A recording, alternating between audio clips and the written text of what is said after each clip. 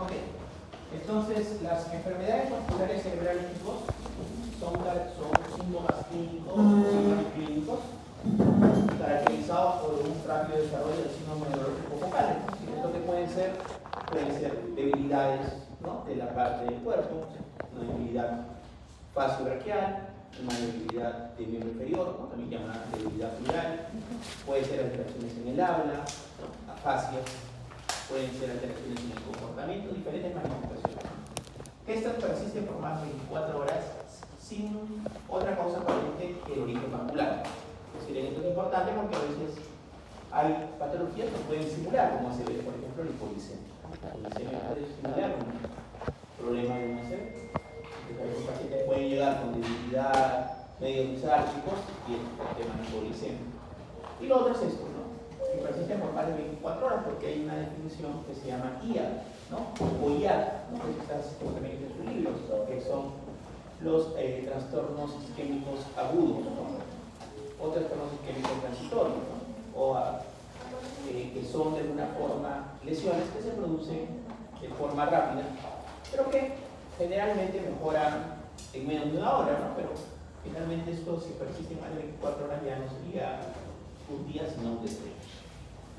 Entonces, ¿cómo clasificamos o cómo se clasifican de una forma los desórdenes cerebrovasculares, también llamados PSVs, en dos tipos, ¿no? Isquémicos, en este caso característicamente pueden ser un ataque isquémico transitorio, lo que decíamos en TIA, ataque isquémico transitorio, o permanentes con un daño neuronal irreversible, también llamado DSB, DSB isquemia.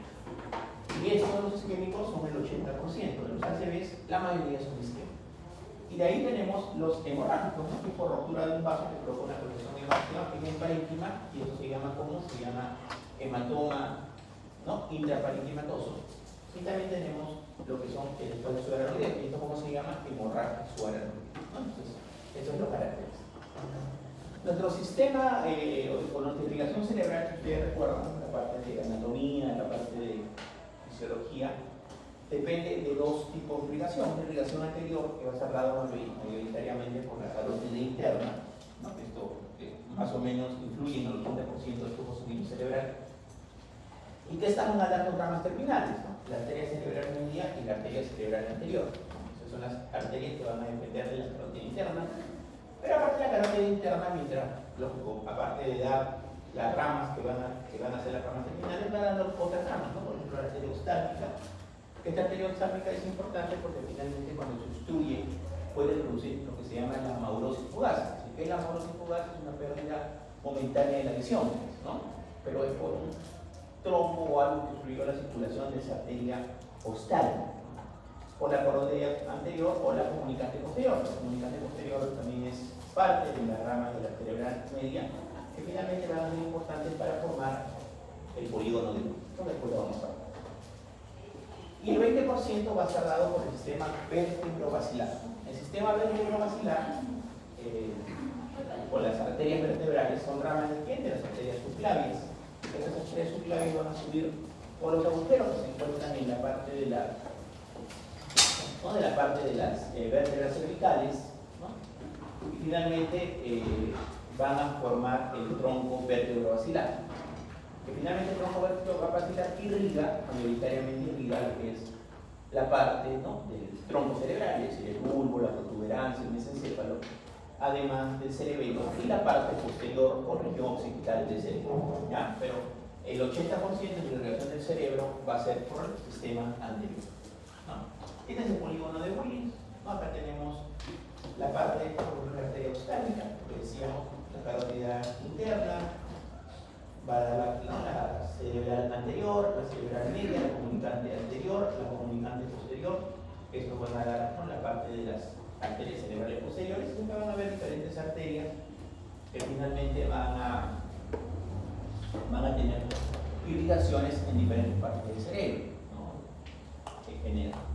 Okay. Finalmente esto permite que haya anastomosis, y que si se suscribe una zona, la otra pueda de alguna forma ayudarle a la locomoción, ¿no? Entonces tiene forma de polígono de Willis, las dos cerebrales anteriores, ¿no?, la comunicante anterior que se indica acá, ¿no?, las dos comunicantes posteriores y las cerebrales posteriores, ¿no?, todos estos. La mayoría de esto es la circulación anterior y solamente las cerebrales posteriores, que son comunicación posterior.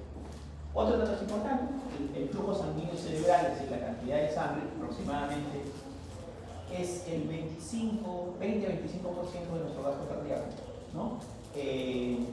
Va a depender de dos factores, de la presión de perfusión cerebral, es decir, del volumen que finalmente va a llegar al cerebro, es inversamente proporcional a la resistencia, ¿no? Es decir, a la vasodilatación o la vasoconstricción que podamos nosotros tener en el sistema neurológico. Entonces, esto es importante para explicarlo. Normalmente, el flujo sanguíneo cerebral, ¿no?, es entre 10 a 50 mililitros por 100 gramos de cerebro, para entenderlo, por minuto. Finalmente, cuando hay un ACV isquémico, vamos a tener dos zonas. Una zona isquémica, que es esta, donde la perfusión de alguna forma llegó a ser menos de 8 a 10. Entonces, en esta parte, ¿qué sucedió? Que estas neuronas son, de alguna forma, tienen una alteración irreversible. Es decir, estas neuronas, ¿qué pasó? Se murieron, se necrosaron. Es decir, eso es lo que sucede. En cambio, hay esta zona que está al costadito, donde la perfusión cerebral no llegó a ser tan baja, de 10 a 15, y esta zona, ¿cómo se llama? Penumbra. No, penumbra. ¿Por qué es importante esto desde el punto de vista fisiopatológico o aplicativo? Porque finalmente esta zona de penumbra puede ser recuperable. En la parte médica, ¿cómo lo recuperamos? Haciendo trombolisis.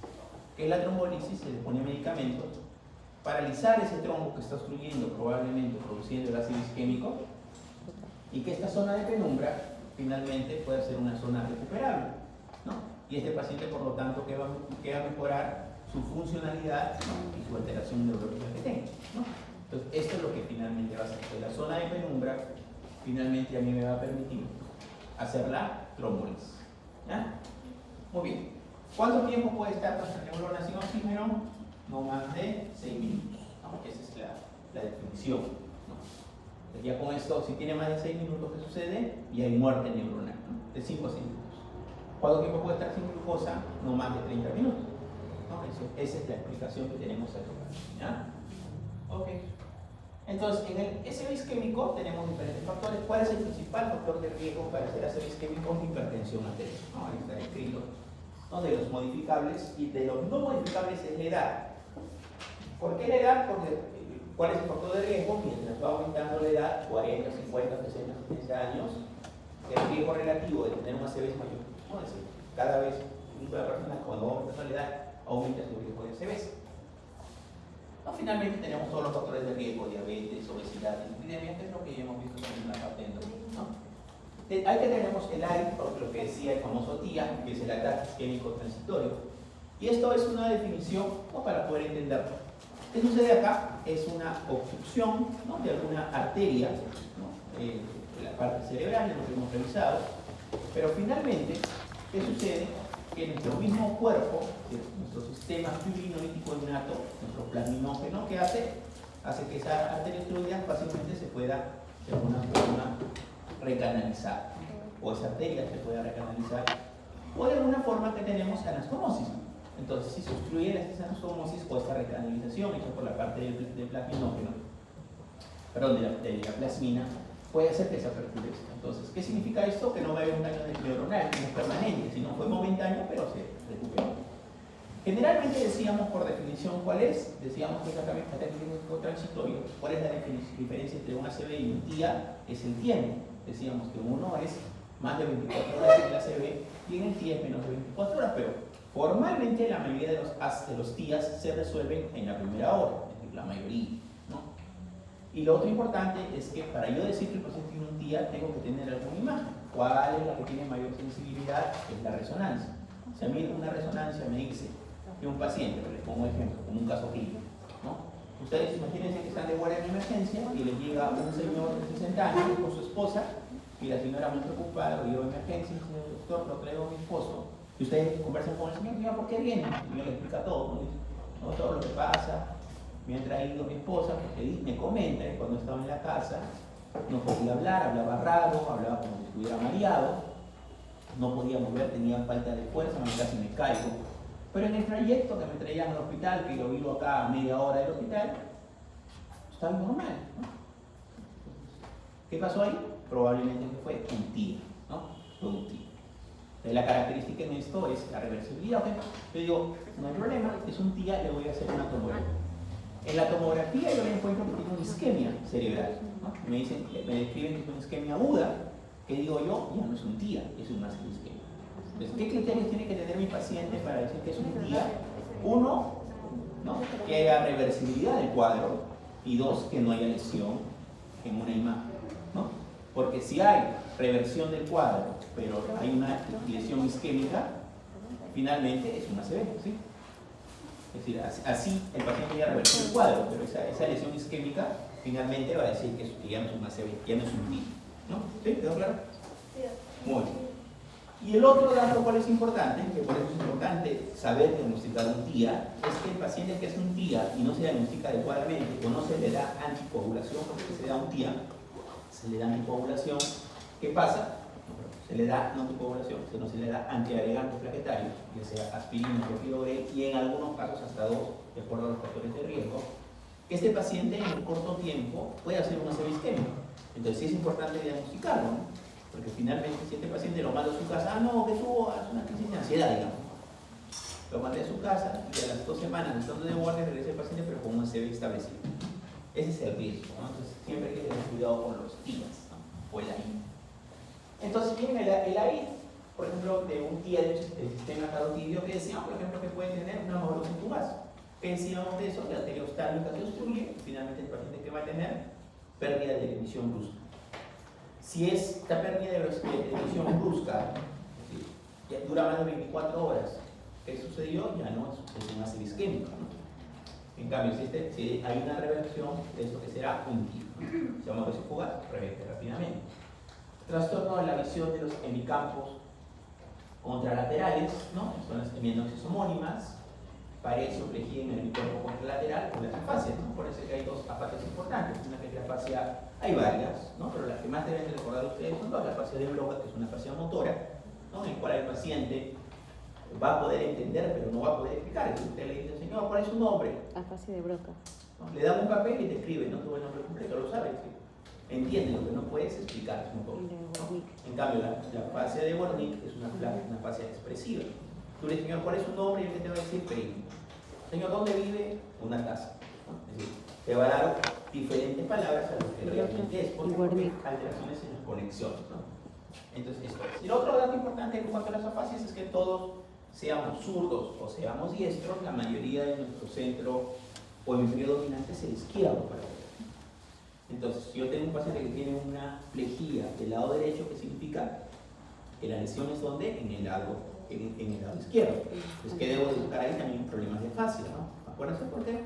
Finalmente en el tronco hay la famosa decusación, que significa que los raíces se cruzan, las raíces motoras, que por eso de alguna forma la lesión es diferente, ¿no? En un ACV isquémico hemorrágico la manifestación clínica es diferente a donde está la lesión hemisférica, ¿no? Si la lesión es en el lado izquierdo, la manifestación es en el lado derecho. Si la manifestación es en el lado izquierdo, la lesión es en el lado derecho. Entonces, con la decusación normal que existe a nivel, ¿no? del tronco cerebral, ¿ya? Y las fascias mayoritariamente ¿dónde van a ser? Van a ser cuando sean en el lado izquierdo, ¿no? Pero no que es el lado dominante. Síntomas y signos de TIA del sistema vertebrovascular, es decir, de la circulación posterior. Acuérdense que decíamos que esto irriga muchas zonas, ¿no? Por ejemplo, la zona, la parte occipital. La zona occipital, ¿por qué es importante? Por el tema de la visión, ¿no? Es decir, nuestra zona de la visión, generalmente, o nuestros núcleos de la visión se van a encontrar en la zona occipital. ¿Qué más? La mayoría de los nervios, o mejor, todos los nervios con pares craneales emanan del tronco. Entonces, si yo tengo algún problema, ¿qué voy a tener? Problemas de esto. O lo otro es el cerebelo. Cerebelo que puedo tener, vértigo, ataxia. ¿Qué puedo tener por alteración de los pares craneales? Disartria, disfagia, diplopia, ¿no?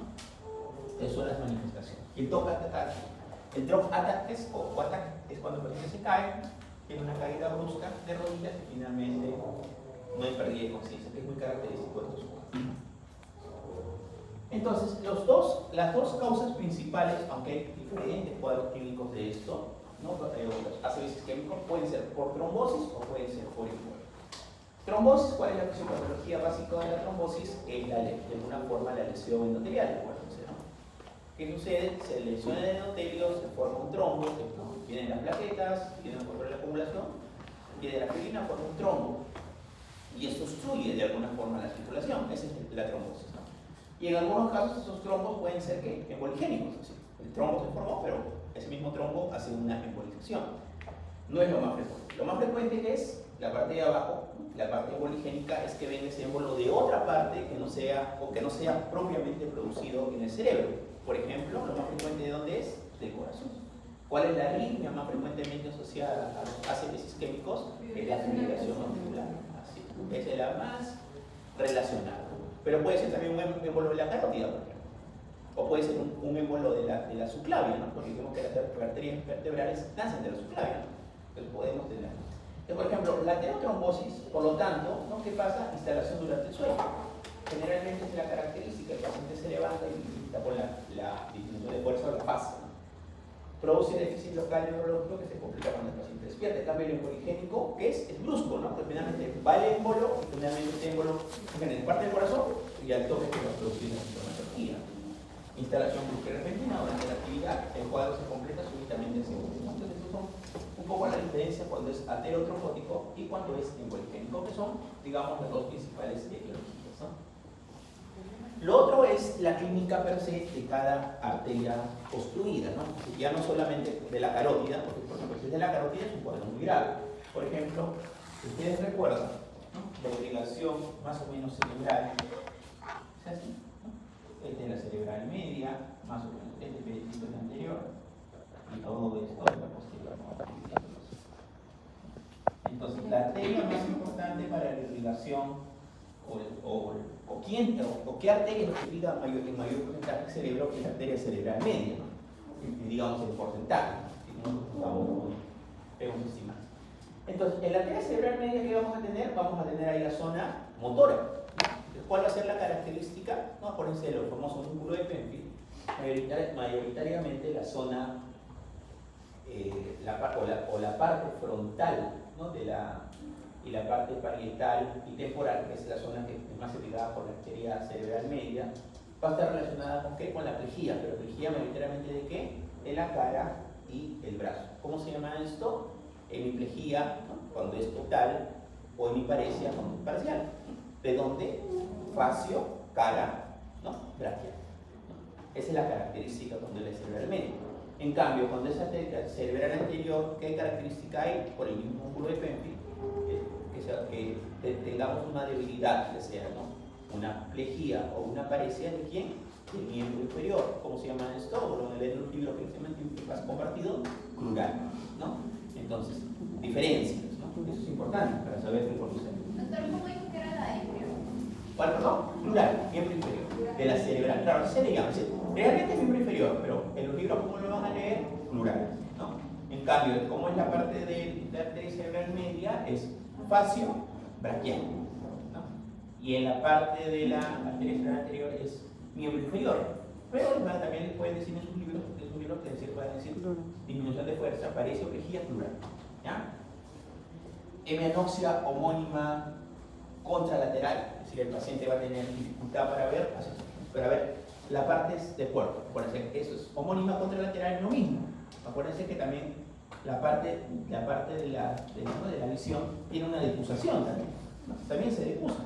Entonces, si mi ACV es, por ejemplo, es la parte occipital posterior, finalmente lo que voy a tener problemas yo más que todo va a ser en dónde, va a ser también con la decusación en la parte externa, ¿no? Es decir, la parte temporal de mi ojo, ¿no? de mi ojo izquierdo y la parte nasal de mi ojo derecho, ¿no? Cuando el problema ¿dónde es? Es acá, ¿no? En cambio, cuando el problema es en el lado izquierdo, es al revés, ¿no? El problema lo voy a tener para la parte temporal, ¿no? Para la parte temporal de mi mano derecha y para la parte nasal de mi parte izquierda, ¿no? Eso se llama todas las hemianoxias homónimas, ¿no? Contralaterales. Desviación ocular, esto es importante, es importante. Cuando hay alteración de la cerebral media, ¿cuál es la característica? Que el paciente mira su lesión, ¿no? Por ejemplo, en este caso, ¿dónde está la su lesión? Si está mirando así. Ah, sí. Si estás acá, ¿dónde está la dirección? No, la izquierda, no, mira tu dirección. No, pero de la persona. Ah, sí. Mira su dirección. Va hacia el otro lado. Es decir, claro, como se desvía la mirada, mira su dirección. ¿No? Esto que está mirando, se calma. Está mirando su dirección. ¿Dónde está su dirección? ¿Acá será? No. Ah, sí. En el lado contralateral, ¿no? Así. Entonces, cuando hay estos problemas, la desviación ocular es hacia la lesión. Podemos ver. Y finalmente la fascia, decíamos, en el lado dominante. Chicos, estas son las características de la cerebral media. La cerebral anterior que decíamos, miembro inferior, lo que decíamos, ¿no? Plural. Parece los músculos proximales del miembro superior contralateral. Es lo más raro. Y lo otro son la funcionalidad que tiene la parte de nuestra zona frontal. Por ejemplo, la zona frontal, ¿por qué es importante? Por el tema de las praxias. ¿Qué son las praxias? Todo lo que nosotros hemos aprendido toda nuestra vida. Porque nosotros cuando nacimos sabíamos caminar, no. Entonces, ¿qué hemos hecho? Tenemos praxia de la marcha. Cuando hemos nacido sabíamos comer, no. Praxia de alimentación. Hoy sabíamos vestirnos, no. Praxia de vestimenta. Y todo eso lo hemos aprendido en el tiempo. Lo mismo. Entonces, todas estas praxias se pueden perder, ¿no? Sí. Por ejemplo, un paciente que tiene, cuando veamos demencia, lo vamos a conversar con mayor detenimiento, pero ¿qué paciente que tiene Alzheimer pierde esto? Pierde toda esta capacidad, ¿no? De poder hacerlo, ¿no? Esto es lógico, un ACV es algo agudo, en una demencia es algo crónico que el paciente va perdiendo diferentes funciones. Lo otro es que nuestra zona frontal también regula nuestro comportamiento. ¿Qué sucede con muchos de estos pacientes que tienen alteraciones en el comportamiento? A ver, ¿será normal que ahorita a mí se me ocurra irme al fondo y orinar? No.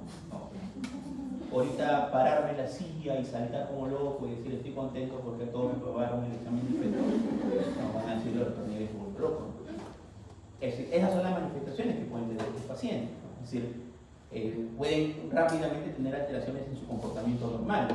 Es decir, ahí está el trastorno del comportamiento. Estas son o reflejos de liberación frontal, ¿no? Que son los reflejos primitivos, ¿no? El reflejo del chupeteo, o el tema de succión. ¿No? Es decir, son reflejos primitivos que se encuentran de alguna forma en la zona frontal. De ahí tenemos la parte del tronco basilar, que decíamos que esto es menos frecuente, ¿no? Es decir, más frecuentes son las afecciones, ¿no? De la circulación anterior. Pero, ¿cuál es la diferencia? Que los ACVs isquémicos de tronco, cerebelo, son más graves, ¿no? Tienen alta mortalidad. Son alta mortalidad. Es decir, los ACVs que sean de tronco son mucho más graves, sean hemorrágicos o sean isquémicos, que ya sea una hemorragia, ¿no? Cerebral o ya sea un ACV isquémico, ¿no? De la corteza cerebral. Manifestado por el tronco cefálico, tener impactos que afectan protuberancia muslo, afectando. Y ahí tenemos diferentes vías, ¿no? Las vías largas de motilidad y sensibilidad, centros y vías vestibulares, núcleos de pared craneanos, sistema reticular, relaciones de conciencia, cintura longitudinal posterior, que es por donde va de alguna forma la densidad propioceptiva. Entonces, ¿qué pueden tener estos pacientes? Lo que se llama los síndromes alternos, ¿no? Es decir, por ejemplo, alteraciones o parálisis faciales, ¿con qué? Con alteraciones de pared craneal, que se llama síndromes alternos, ¿no? O pueden tener, ¿qué? Alteraciones cerebelosas. ¿Cuál es la característica de la parte cerebelosa? Son los vértigos, ¿no? Tensiones vertiginosas y la ataxia, ¿no? Que son alteraciones en la máquina. Si se afecta la sustancia reticular ascendente, ¿qué sucede? Lo que va a suceder es alteraciones en la conciencia, ¿no? Entonces, todo esto, finalmente, lo que va a traer es diferentes manifestaciones. Ok. Por ejemplo, hay un síndrome que es el síndrome de Wallinger, ¿no? Que es poco frecuente, pero que está atribuido a obstrucciones de las arterias vertebrales. Es decir, esto que tiene vértigo y ataxia, ¿no? Generalmente es por alteración de una arteria que se llama la pica. ¿Cuál es la pica? La arteria cerebelosa posterior anterior. ¿Qué trae eso? Vértigo, ataxia, ¿no? Que son manifestaciones cerebelosas, y disaltra, disfagia, diplopía, que son manifestaciones de pares craneales, ¿no? Entonces, hay manifestaciones como decía, cerebelo, pares craneales o alteraciones motoras, ¿no? El síndrome en este caso de Wallinger, ¿no? Que es lo mismo, hay déficit sensitivo termoartésico de la hemicara, parece el nivel de cuerda vocal, es que cae el paladar. Claudia de Bernard Horner, eso tiene una triada, ¿se acuerdan? Miosis, ¿qué más? Vertebral. Enostal, a lo que se va hacia adentro, ¿qué más? Y tosis palpebral, ¿no? Claudia de Bernard Horner. Cerebelo hemisférico, ¿no? Deficiencia termoartésica y tronco hímeno, ¿no? Que son las características.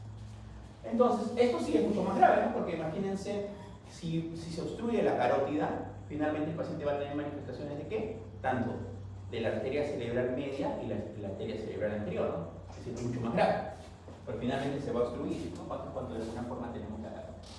Entonces, ¿qué va a hacer? ¿Qué va a haber cuando hay alteraciones en la oclusión de la carótida? Déficit motor y sensitivo del cuerpo, epilepsia homónima, afasia, cerebro abdominal, cefaleas epilépticas, o generalmente por la zona temporal. La zona temporal es la zona más epileptógena de nuestro sistema nervioso central, ¿ya?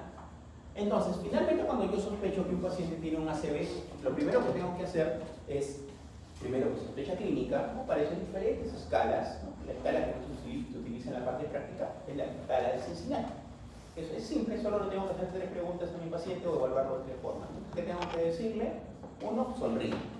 Si yo veo que hay asimetría facial, ¿qué tiene? 1 punto. Señor, levante su mano. Si veo que la mano se le cae, 2 puntos. Y el otro le digo que repita alguna frase. Generalmente la idea es que la frase tenga varias R, ¿no? Por ejemplo, puede ser que el tren va muy rápido, que tenga varias R. Entonces, cuando hay disartria, ¿qué va a pasar? El paciente jala la R, ¿no? Entonces, ¿qué digo yo? También tiene alteración en la vocalización o puede estar fácil. Entonces, ahí tengo mis 3 puntos. Si tengo 2 de 3, generalmente lo que tengo que hacer inmediatamente es una tomografía cerebral sin contraste. La tomografía cerebral sin contraste, ¿para qué me sirve? Para decir que no hay hemorragia, ¿no? Porque finalmente, realmente, la isquemia no aparece inmediatamente, se demora 2 a 3 días. En cambio, la hemorragia sí aparece inmediatamente en una tomografía.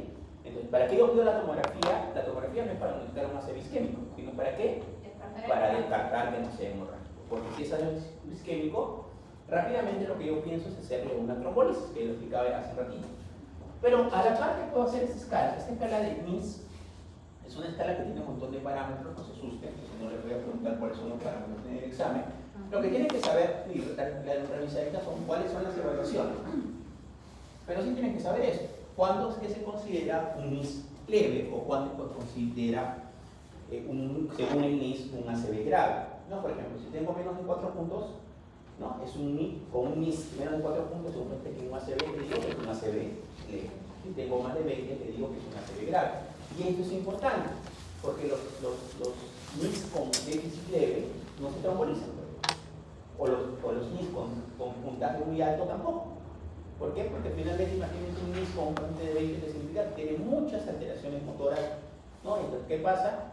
Tengo mayor riesgo de que al trombolizarlo se convierta en hemorrágico. Y los que son NIS muy pequeños, que se ha demostrado que no mejoran la calidad de vida o no mejoran los trastornos motores. Por lo tanto, generalmente los extremos no se trombolizan entre 4 y 19, ¿no? Para poder entenderlo un poquito. Pero por ejemplo, tienen de 0 a 39, ¿no? Pero esto es lo que de alguna forma nos sirve a nosotros. Muy bien, ¿qué decíamos la tomografía? La tomografía de costal del cerebro sin contraste permite la definir la naturaleza isquémica o no. ¿Qué decíamos de la isquemia? Que no aparece inmediatamente, ¿no? La isquemia se demora en aparecer. Ahorita vamos a ver una imagen. Y hemorragia aparece inmediatamente como hiperdensidad. Hiperdensidad, ¿cómo lo veo en una tomografía? Blanco. Es decir, ¿cómo voy a ver un ACV o cómo voy a ver la sangre en el cerebro? Blanco. ¿Cómo voy a ver la isquemia en el cerebro? Negro, hipodenso. Así, negro y blanco para que no mejor. Es simple. Mucho más fácil. Esto es lo normal. Esto es blanco, hiperdenso, y este es negro, hipodenso. ¿Este qué será? Un ACV hemorrágico. ¿Y este qué será? Un ACV isquémico. Más, ¿qué arteria que ha sustituido? La media, ¿no? Es un infarto grande, ¿no? Lo que les explicaba. Si cuando es la media, la cerebral media prácticamente es, digamos, 2/3 del cerebro. Prácticamente queda solo la parte anterior y la parte posterior, pero pequeña parte, no es que una gran parte. Entonces, esto es importante. Entonces, la tomografía, ¿para qué me sirve? Para ver que no hay. Si no hay esto, esto tampoco lo puedo trombolizar, porque es una ACV muy grande. Si es muy grande, ¿cuál es el riesgo? ¿Cuál es la principal complicación de la trombolisis? Es que esto se convierte en una ACV hemorrágica, sangre. Estaba así y se convierte en eso. Sangrado. Muy bien, entonces la resonancia, es decir, la resonancia rápidamente, más ahora con temas modernos, que son la parte de resonancia por perfusión y todo lo demás, estas resonancias pueden diagnosticar inicialmente o diferenciar si es ACV isquémico o hemorrágico. Es decir, la sensibilidad diagnóstica inicial es mayor. Pero ¿cuál es el problema? En muchos hospitales ni siquiera el tomógrafo no tienen ese resonador. Entonces, la realidad pero no es esta. La realidad pero no es esta. Hay mucho más fácil de alguna forma de tomografía. Lo otro, ¿cuál es esto? Los Doppler, ¿no? Decíamos que las carótidas son importantes, entonces, ¿qué puedo hacer? Doppler de carótida, ¿no? Para ver qué porcentaje de obstrucción de la carótida está obstruida, o arteriografías, más que todo en esto cuando quiero ver si aneurismas. Doctor, entonces, en caso del examen, por ejemplo, se preguntara qué es lo que voy a tomar en cuenta al final, RM o No, depende de la pregunta. O sea, va a preguntar, por ejemplo, Por ejemplo, si yo te digo, ¿cuál es el examen de elección para un ACV, para diferenciar un ACV isquémico y hemorrágico en emergencia? La respuesta cuál sería, tomografía. Pero si la pregunta te dijera, ¿cuál es la prueba que tiene mayor sensibilidad diagnóstica para diferenciar un ACV isquémico de hemorrágico? Sería la resonancia. ¿Sí? ¿Quedó claro? ¿Está bien o no? Porque es diferente, ¿sí? La pregunta es diferente, ¿no? Es lo mismo, ¿no? ¿Ya? Por lo tanto, en la mayoría de hospitales, ¿qué se pide? La resonancia. ¿Qué dicen las guías? La resonancia. Ninguna guía te dice, perdón, la mayoría de guías de revisiones de ACVs te dicen la tomografía como examen inicial. ¿Por qué? Porque es mucho más fácil tenerlo con la resonancia. Pero si yo tengo la posibilidad de tener un hospital donde hay resonancia, no estaría mal tomar la resonancia, ¿entiendes? ¿No? Pero como es mucho más fácil tener un tomógrafo que un resonador en la mayoría de hospitales, así sea Estados Unidos, ¿no? Por lo tanto la prueba inicial mayoritariamente, ¿cuál es? La tomografía. ¿Y en qué contexto pediría la arteriografía? No, la arteriografía generalmente es cuando tú quieres ver si hay aneurismas, ¿no? No es como una prueba, en ACVs por ejemplo no se utiliza arteriografías. Más que todo es para aneurismas. ¿Qué para qué se borra para aneurismas?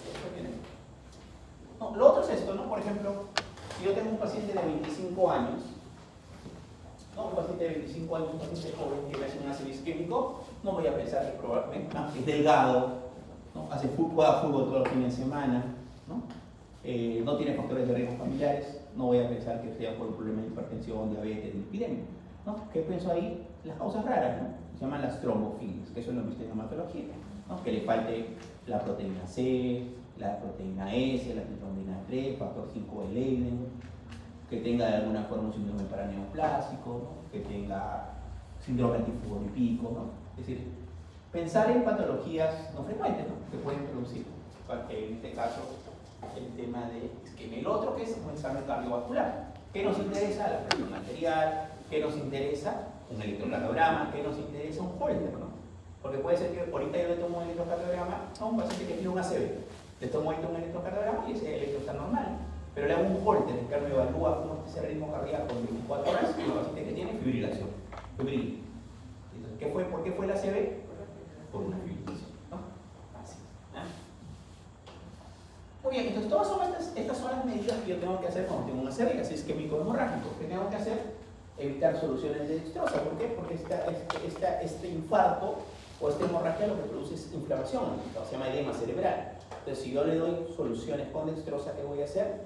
Que aumente el edema cerebral, ¿no? Que aumente el edema cerebral, ¿no? Entonces, la idea en este caso es darle soluciones isotónicas. Las soluciones isotónicas son cloruro de sodio y la tenorritia para que finalmente no haya estas alteraciones o alteraciones en la producción de edema cerebral, ¿ya? Lo otro que hay que evitar es que el paciente se hipotense, no, si esté hipotenso o deshidratado, si le queda el volumen y tampoco quedarle mucho volumen. Lo otro es esto, el manejo de la presión arterial. Al inicio que decíamos que la presión de perfusión cerebral depende de qué, de la presión arterial media. Entonces, ¿qué sucede? Ustedes creen, a ver, normalmente el cerebro, todos nuestros órganos tienen una capacidad que se llama de autorregulación. Es decir, cuando la presión sube, se dispara un poquito, el mismo cerebro regula, produciendo vasodilatación o vasoconstricción para que finalmente eso no afecte mucho la presión del cerebro. Pero cuando la presión es muy alta, se altera.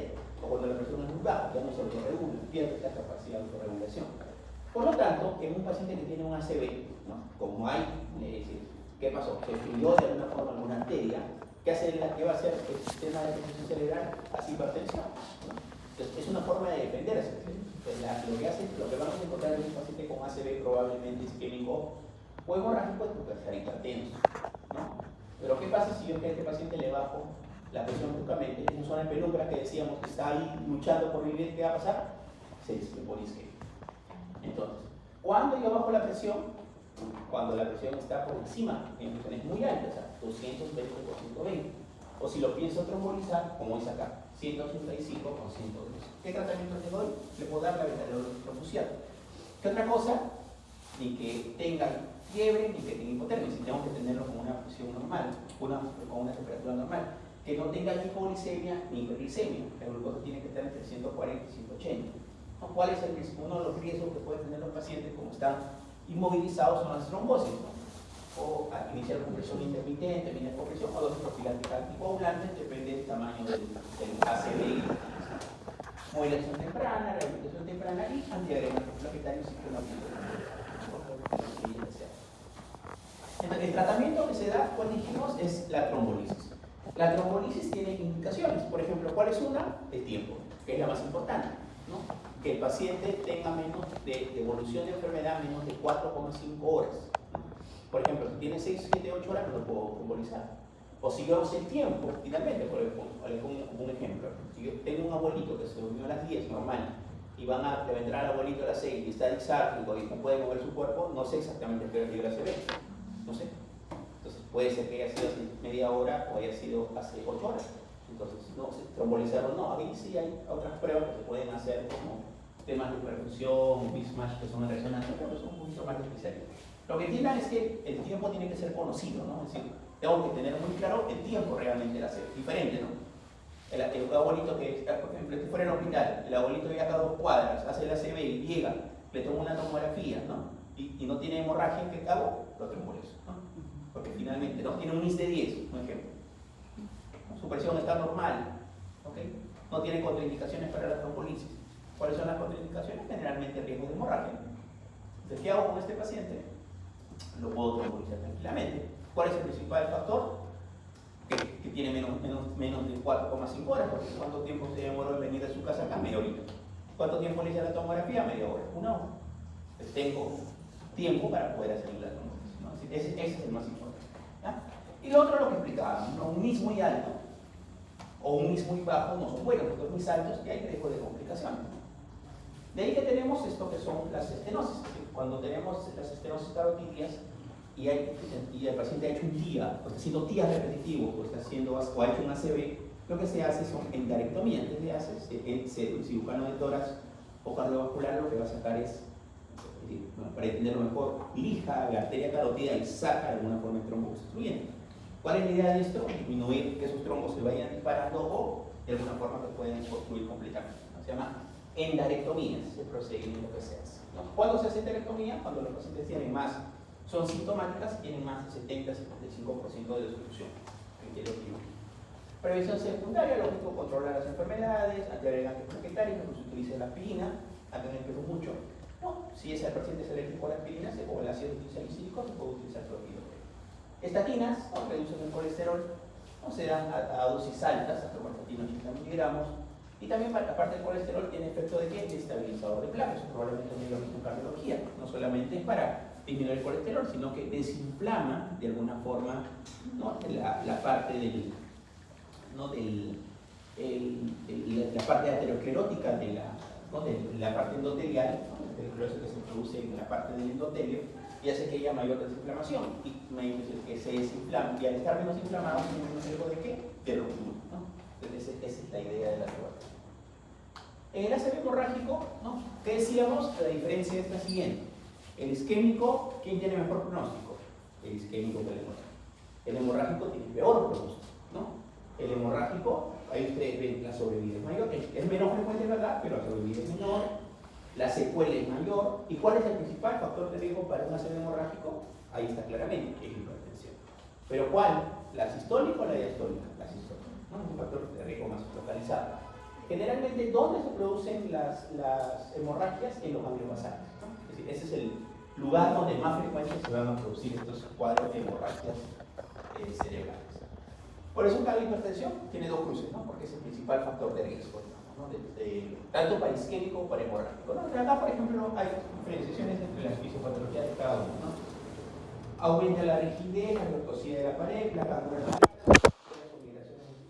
embolia a distancia. ¿Esto qué es? Es la fisiopatología de las isquémicas, ¿no? Es decir, ulceraciones, embolizaciones, ulceraciones, trombos y embolizaciones. En cambio, en el ACV hemorrágico que hay ruptura de la pared de pequeñas arterias penetrantes o escuchar, que finalmente estos microorganismos pueden romperse, ¿no? Degeneración de la media, de la capa muscular con idealización de la íntima, formación de microhemorragias y trombos intramurales, también acevísticos, ¿no? La ruptura del vaso ocurre en los sitios de donde hay bifurcación, ¿no? Donde están bifurcados, donde la degeneración de su capa es mayor, ¿no? Entonces se hace hemorragia. Entonces, a diferencia del ACV isquémico, ¿no? La clínica del ACV hemorrágico, muy aparte, ¿no? de la lesión que se produce por la ocupación de espacio, es el edema cerebral, ¿no? Y esto que va a producir hipertensión endocrinal. Entonces, ¿qué característicamente cuál va a ser el que más te lleva a hipertensión endocrinal? Es el ACV hemorrágico, ¿no? ¿Cuál es la triada? Vómitos explosivos, cefalea, ¿no? Cefalea intensa y papiledemia, ¿no? Es la triada de la hipertensión endocrinal aguda. Y cuando el paciente está con hipertensión endocrinal severa, produce la famosa triada de Cushing. ¿Cuál es la triada de Cushing? Hipertensión, bradicardia y alteraciones respiratorias, ¿no? Respiraciones superficiales. Déficit neurológico máximo al inicio, es un cuadro más brusco, ¿no? Hemorragia intracerebral supratentorial y infratentorial, por encima del tentorio y por debajo del tentorio. Es decir, esto es más corteza y esto es más que cerebelo y la parte de tronco cerebral, ¿no? Entonces, las manifestaciones clínicas, lo que decíamos, ¿no? Van a depender más del aumento de la presión intracraniana, cefalea, náuseas, vómitos, ¿no? La localización del hematoma y donde se encuentre, ¿no? La gravedad o el tamaño, ¿no? Entonces, ¿qué tenemos? En este caso tenemos dos cuadros clínicos más importantes. Uno que es la hemorragia intraparenquimatosa, es decir, el parénquima cerebral, y lo otro que es la hemorragia subaranoidea, que es, ¿no? El espacio subaranoideo, que ya hemos dicho que circula por ahí, es el encefalorraquídeo, ¿no? Que se encuentra entre la aracnoides y la vía madre, ¿no? Llamadas también leptomeninges. Por ahí circula el líquido cefalorraquídeo. Y finalmente, cuando hay hemorragia subaranoidea, se rompe una arteria que pasa por ahí, porque por ahí pasan las arterias, y finalmente va a producir una hemorragia. Entonces, la hemorragia intraparenquimatosa o intraparenquimal es la coagulación del sangre parénquima, afecta a la quinta década de la vida, primaria en el 85% de los casos, secundaria, ¿no? Hipertensión crónica o angiopatía amiloide. La principal causa, decíamos, de ACV hemorrágico es hipertensión, pero nosotros hay pocos pacientes, ¿no? 75, 80 años, que no es hipertenso y hace un ACV hemorrágico. ¿Qué pienso ahí? La etiología, angiopatía amiloide. ¿Qué pasó? Se forman amiloides cerebrales y que hacen que las arterias cerebrales estén más proclives a romperse, ¿no? Entonces, si un paciente, por ejemplo, viene con ACV hemorrágico adulto mayor y no es hipertenso, ¿qué puedo pensar? Angiopatía amiloide. ¿Y por qué no primaria, doctor? Porque si no tiene paciente hipertensión. Si es un paciente hipertenso que hace un ACV hemorrágico, ¿qué voy a pensar? Que la causa es hipertensión, ¿no? El factor de riesgo, ¿no? Pero si el paciente no es hipertenso, no tiene datos, y le hace un ACV hemorrágico, pues es hipertenso. ¿Qué será?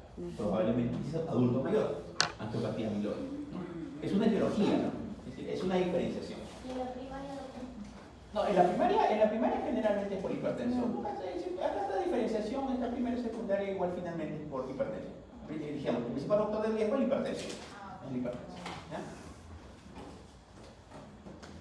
No, y estas son de alguna forma las lesiones per se, ¿no? Esos pacientes generalmente terminan en UCI, ¿no? Decíamos que las estructuras que más se lesionan son los ganglios basales y la cápsula interna, ¿no? Que eso finalmente lo vemos en una tomografía. Entonces, en una tomografía, ¿qué voy a ver? Imágenes hiperdensas, ¿no? Hiperdensidad de la sangre por el hierro, ¿no? El hierro de alguna forma suele captar o darle la sangre al tener característicamente hierro va a dar estas imágenes hiperdensas en el parte de la tomografía. Esa es la diferenciación, ¿no? Y finalmente la resonancia, ¿no? Aparte de que decíamos que la resonancia puede determinar de forma adecuada o diferenciar una isquemia de una ACV isquémico y un hemorrágico, ¿no? En forma mucho más precoz que una tomografía. La tomografía no puede ver bien fosa posterior. ¿A qué le decimos fosa posterior en imagenología? A la parte del tronco y cerebelo. Por ejemplo, si yo quisiera diagnosticar un ACV isquémico o hemorrágico de cerebelo de tronco, ¿cuál sería la mejor imagen? No sería la tomografía, sería la resonancia. ¿Sí? ¿No? Por eso, para la resonancia para hemorragia es el tronco cerebelo, por eso se llama fosa posterior.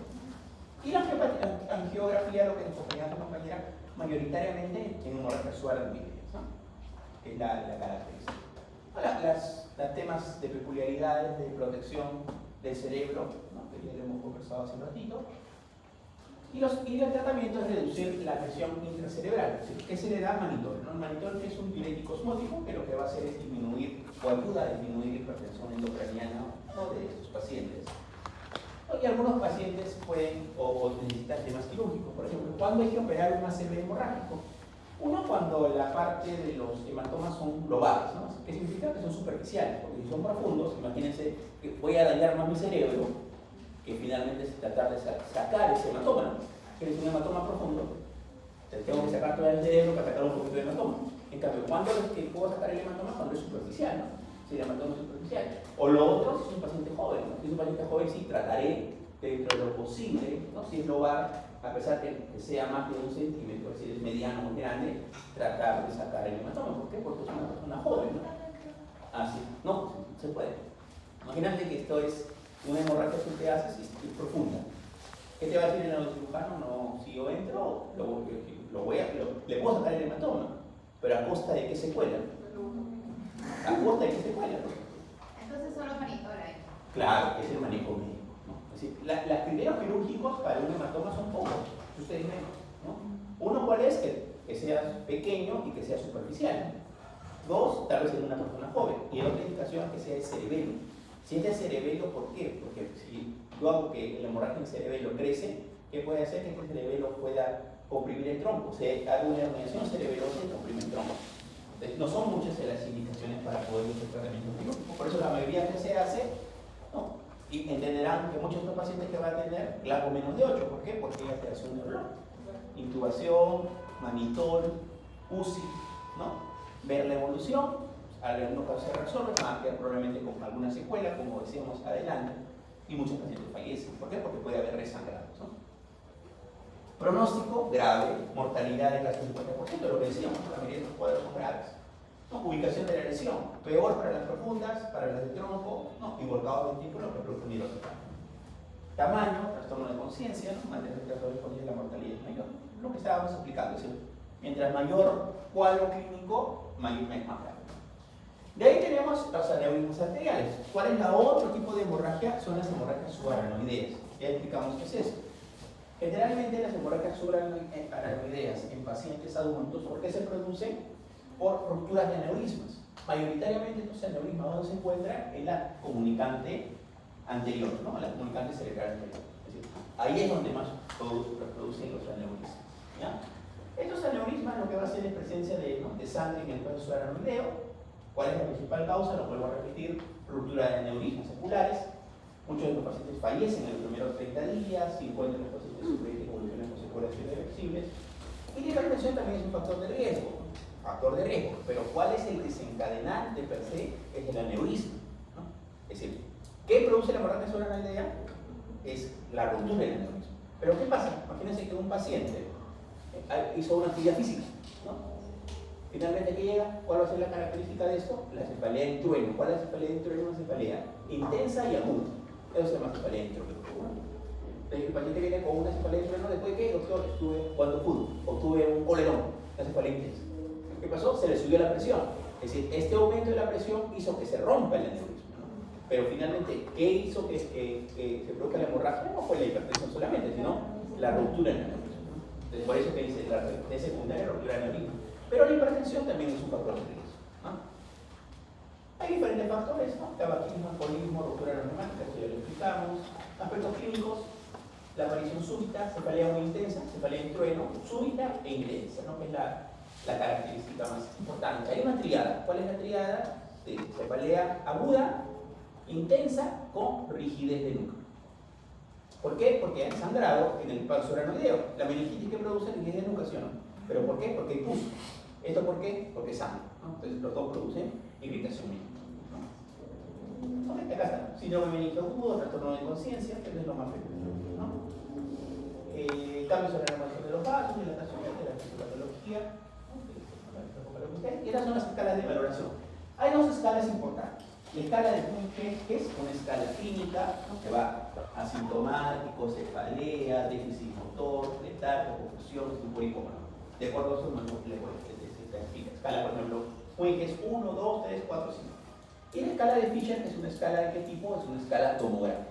Entonces, Hung-Hess es clínica y Fisher es tomográfica. Son las que vamos a utilizar. La WFMS no lo utilizamos con frecuencia. La Hung-Hess sí hay que conocer. Tanto Hung-Hess y Fisher sí es importante conocer. Ya no le queda para ustedes para la parte. Entonces, ¿cuál es la manifestación clínica? La cefalea severa de inicio súbito, porque no se puede meter fotofuente, presión de conciencia. Puede haber esto, hemorragia y aloideas en el fondo de ojo, por el tema de el espacio subaranoideo puede llegar hasta la parte de aloides y producir sangrados, y los signos benignos, ¿no? Que ya explicamos el porqué, ¿no? Entonces es esto, ¿no? Se le llama el signo de la gaviota o el signo de la paloma. Si nosotros quisiéramos un poquito hacer medio algo así. Entonces, esto es muy característico de las hemorragias subaranoideas, ¿no? Entonces, es como un sangrado, de alguna forma, puntos blancos, ¿no? Puntos blancos dentro de la parte o lesiones blancas que es sangre, ¿no? Sino que a diferencia del otro que era localizado, no es una hemorragia intraparenquima, entonces acá es un poco más difuso, esa es la característica, ¿no? Lo otro es esto que es la punción lumbar. Si yo tengo un paciente que viene con cefalea intensa, ¿no? Aguda, intensa, cefalea del trueno, rigidez de nuca, le tomo una tomografía y es normal, ¿qué pienso? Que le hago una punción lumbar, buscando que sangrado. El líquido puede ser hemorrágico, puede ser santocrómico, ¿no? En cambio, si la TAC es negativa y el líquido cefalorraquídeo no tiene santocromía, no tiene sangre o no hay glóbulos rojos aumentados, ¿qué significa esto? Que probablemente la cefalea no sea por una hemorragia subaranoidea, ¿no? Entonces, todo que se hace, aporte hídrico, evitar esfuerzos, manejo de analgesia, ¿no? Todo lo que evitar hipoglicemia, hipertermia, todo lo que hemos conversado en general de los ACVs, los diagnósticos diferenciales, ¿no? ¿Y qué se hace para el tratamiento? Pues eso lo van a ver con más entendimiento en neurocirugía. Hay dos técnicas, ¿no? El clipado, si se clipa el neurisma, o lo otro es emboliza, ¿no? Que son las dos características más importantes. Las hemorragias subaranoideas tienen tres complicaciones, ¿ya? El resangrado, la hidrocefalia y el vasoespasmo cerebral. El que se presenta con más frecuencia al inicio es el resangrado. Como dice su nombre, resangrado. Si un paciente sangró por una hemorragia subaranoidea, ¿y qué pasó? Puede volver a sangrar, ¿no? Es decir, resangra. Esto es grave en general, ¿no? El resangrado es grave. Entonces, ¿qué se hace en estos? ¿Cuál es la idea? Ahí va la pregunta de su compañera.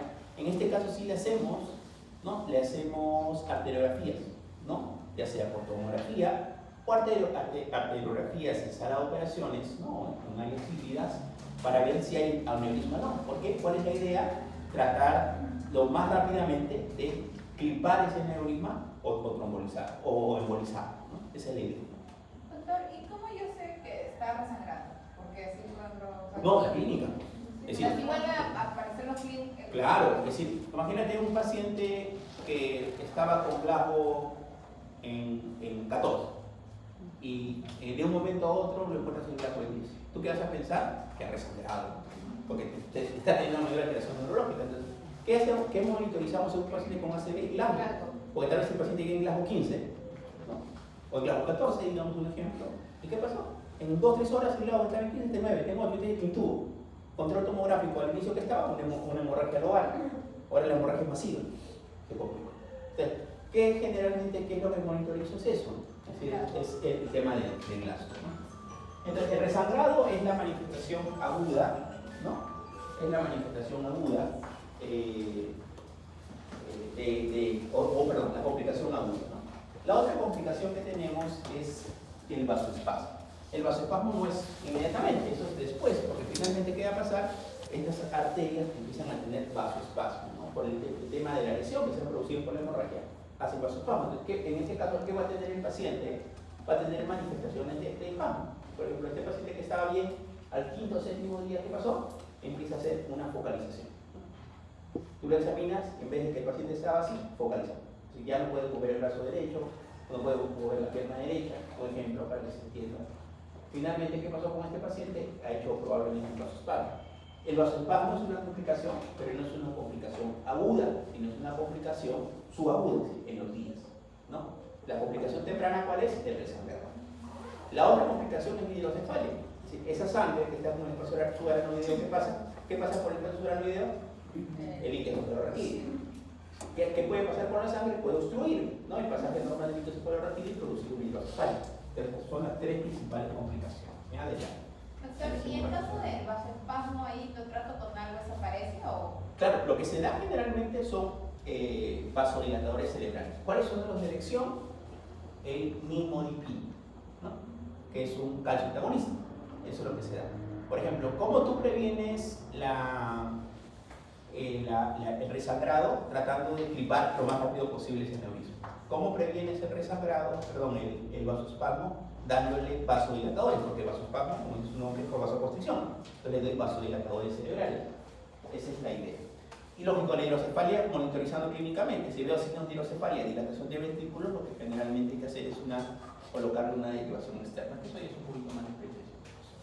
Complicaciones graves, a pesar que el cerebro, ¿no? Dirá, pero ¿qué relación tiene? Lo que va a hacer es lo que se llaman los edemas neurogénicos, ¿no? Es decir, puede haber que presente una construcción pulmonar o arritmias cardíacas o fusilar, ¿no? Eso lo acuerdo que eso lo vimos en neurología. O un cerebro perdedor de sal, ¿no? Que también hacen hiponatremia. ¿Cuál es la diferencia? Que en el CIFAT hay aumento de volumen, hay aumento de retención de agua. En el síndrome perdedor de sal que hay, al revés, hay pérdida de agua. Esa es la diferencia. Pero los dos que van a tener, hiponatremia. Los dos tienen hiponatremia. Y hay más netamente simple, en el más que nos interesa,